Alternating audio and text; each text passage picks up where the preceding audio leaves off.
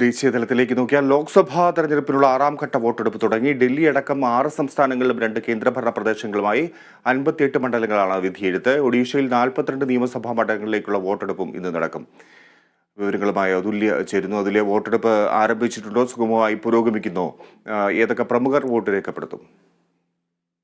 വിജി, 6ാം ഘട്ട വോട്ടെടുപ്പ് ആരംഭിച്ച് ആദ്യ മണിക്കൂർ പിന്നിടുമ്പോൾ താരതമ്യേന വലിയ പ്രശ്നമില്ലാത്ത രീതിയിലാണ് ഇപ്പോൾ വോട്ടിംഗ് മുന്നോട്ട് പോകുന്നത്. ഹരിയാനയിലേതടക്കമുള്ള 1-2 പോളിംഗ് ബൂത്തുകളിൽ സാങ്കേതികമായ ചില ആശയക്കുഴപ്പങ്ങൾ ഉണ്ടായതൊഴിച്ചാൽ മറ്റു ബൂത്തുകളിലൊന്നും തന്നെ ഇതുവരെയും പ്രശ്നങ്ങളൊന്നും റിപ്പോർട്ട് ചെയ്തിട്ടില്ല. മാത്രമല്ല, നഗരപ്രദേശങ്ങളിൽ ഒരു നീണ്ട നിര തന്നെ ഇതിനോടകം പോളിംഗ് ബൂത്തുകളിൽ രൂപപ്പെട്ട് കഴിഞ്ഞിട്ടുണ്ട് എന്നാണ് ദേശീയ മാധ്യമങ്ങളിൽ നിന്ന് നമുക്ക് ലഭിക്കുന്ന വിവരം.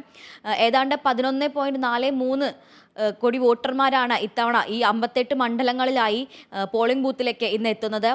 അതിൽ തന്നെ ഇപ്പോൾ ആദ്യ മണിക്കൂർ പിന്നിടുമ്പോൾ ഇന്ത്യയുടെ വിദേശകാര്യ സെക്രട്ടറി ആയിട്ടുള്ള എസ് ജയശങ്കർ, അതുപോലെ തന്നെ കേന്ദ്രമന്ത്രി ഹർദീപ് സിംഗ് പുരി എന്നിവരെല്ലാം വോട്ട് ചെയ്തു കഴിഞ്ഞു.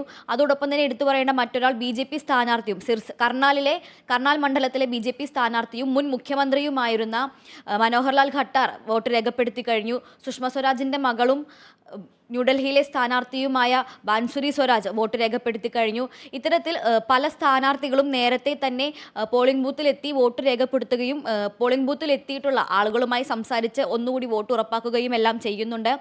ഇതിൽ നേരിയ സംഘർഷ സാധ്യതയെങ്കിലും നിലനിൽക്കുന്നത് പശ്ചിമ ബംഗാളിൽ മാത്രമാണ്.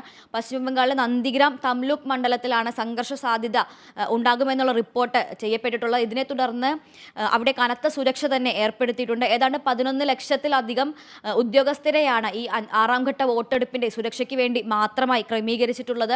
ഇപ്പോൾ ആദ്യ മണിക്കൂർ പിന്നിടുമ്പോൾ പോളിംഗ് ചെറിയ മന്ദഗതിയിലാണെങ്കിൽ പോലും വരും മണിക്കൂറുകളിൽ പോളിംഗ് ശതമാനം ഉയർന്നേക്കാം എന്ന് തന്നെയാണ് കണക്ക് കൂട്ടുന്നത്. ഫിജി. ശരി, അതുല്യ.